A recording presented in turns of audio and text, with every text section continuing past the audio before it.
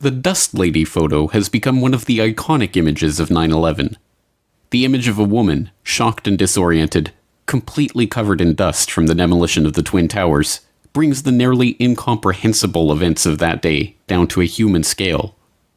But of course the Dust Lady was not the only one to feel the effects of the blanket of dust that descended on Manhattan after the towers fell.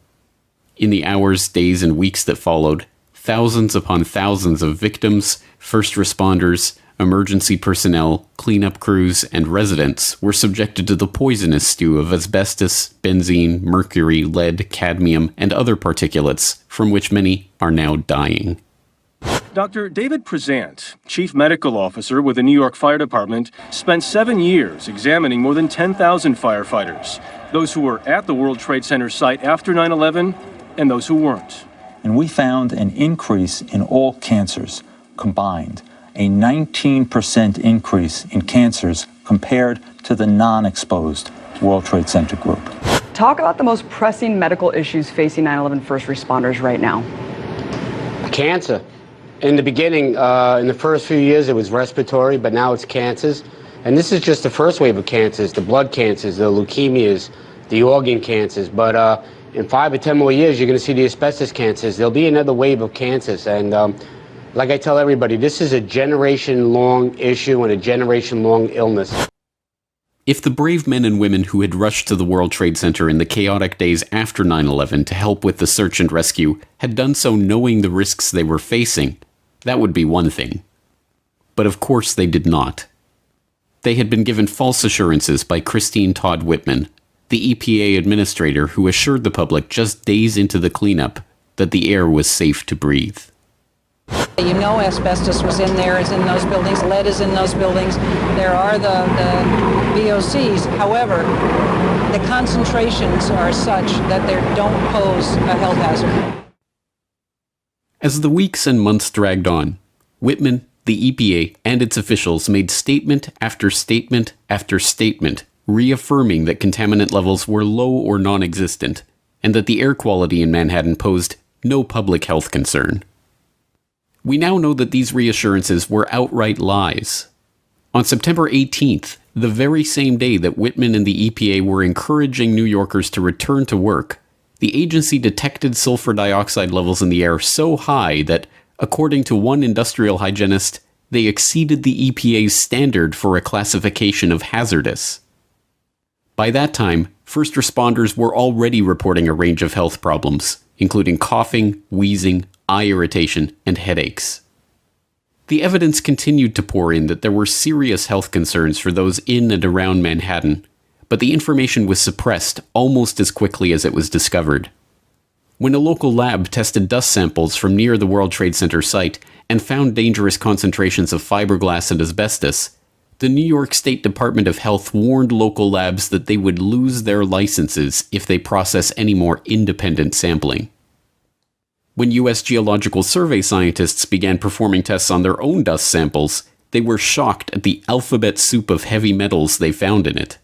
They forwarded this information to the EPA, but the agency continued to assure the public that there was no evidence of long-term health risks. The drama continued to unfold as information poured in about benzene, lead, and other environmental toxins. Yet on September 18th, the EPA specifically advised the public against wearing respirators outside the World Trade Center restricted area. Then, just 2 weeks later, the agency distributed respirators to their own staffers at the EPA's Region 2 building on Broadway Street. As scientists, industrial hygienists, and even other government officials began to accuse the EPA of covering up the true extent of the problem in New York, the agency continued with its dogged assertion that the air was safe to breathe. It wasn't until 2003 that the EPA's own Inspector General revealed that the White House had been editing the agency's press releases all along, finding that the White House Council on Environmental Quality influenced, through the collaboration process, the information that EPA communicated to the public through its early press releases when it convinced EPA to add reassuring statements and delete cautionary ones. When new documents were released to the public in 2011, on the eve of the 10th anniversary of 9/11, it was discovered that this editing was even worse than originally feared. There were clear warnings, specifically on Water Street, which for those people in this area know is not far from Wall Street, that showed that the levels of contaminants in the air were too high for people to go back.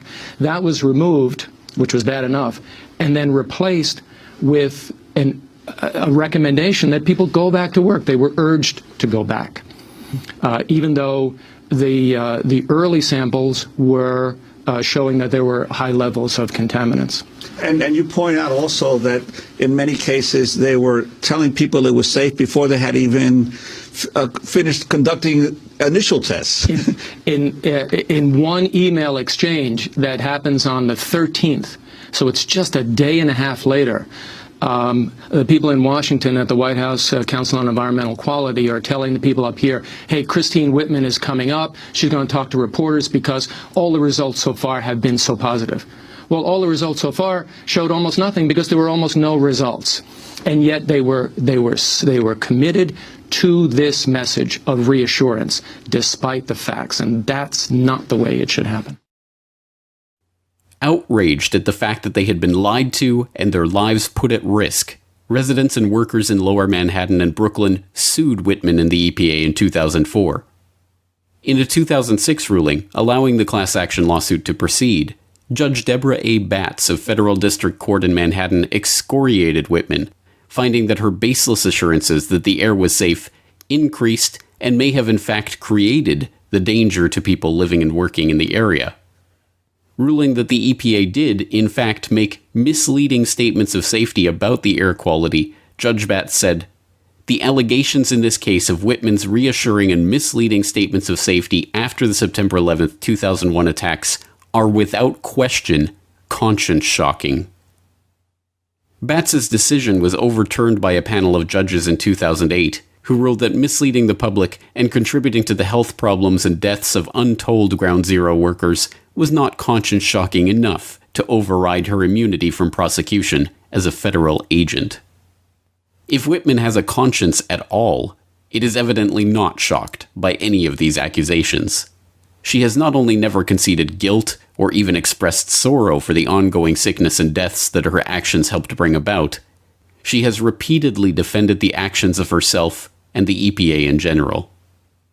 Statements that EPA officials made after 9/11 were based on the judgment of experienced environmental and health professionals at EPA, OSHA, and the CDC, who had analyzed the test data that 13 different organizations and agencies were collecting in Lower Manhattan. I do not recall any EPA scientist or experts responsible for reviewing this data ever advising me that the test data from Lower Manhattan showed that the air or water proposed long-term health risks for the general public. Whitman's lies are not just those of another self-serving politician looking to save their job or stay out of jail. They are the lives of someone who has contributed to the deteriorating health and even the death of thousands of innocent men and women.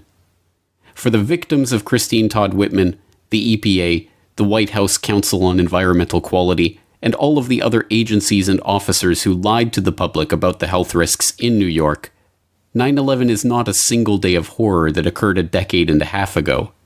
It is a slowly unfolding nightmare, one that every day brings them one step closer to their grave. The Dust Lady is one of the icons of the tragedy of that day. Should it be any surprise, then, that she too was ravaged by 9/11-related diseases and ultimately died of cancer last year? She was not the first person to die from the aftermath of 9/11.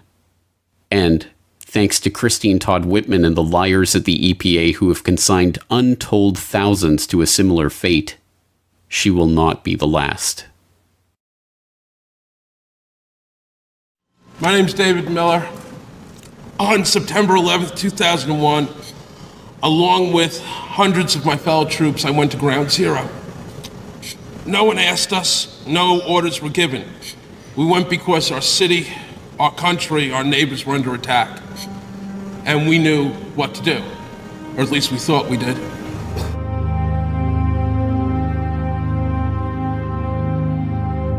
On September 13th, we marched back in groups of 2s and 3s at first, and then dozens until there must have been more than 200 of us. carrying ropes, ladders, tools of every kind, back into the smoke and the poison and rubble, where we reached an intersection with hundreds of civilians cheering us on. Our uniforms were torn and soiled. Our resolve was simple: to stay and dig as long as we had any hope to save anybody. I want to tell you about how sick so many of these brave men and women have become.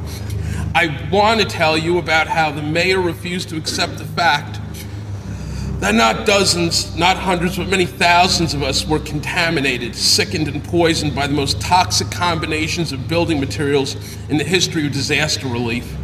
And that for 5 terrible years, he ignored that fact. 5 years of our family members watching us drop dead.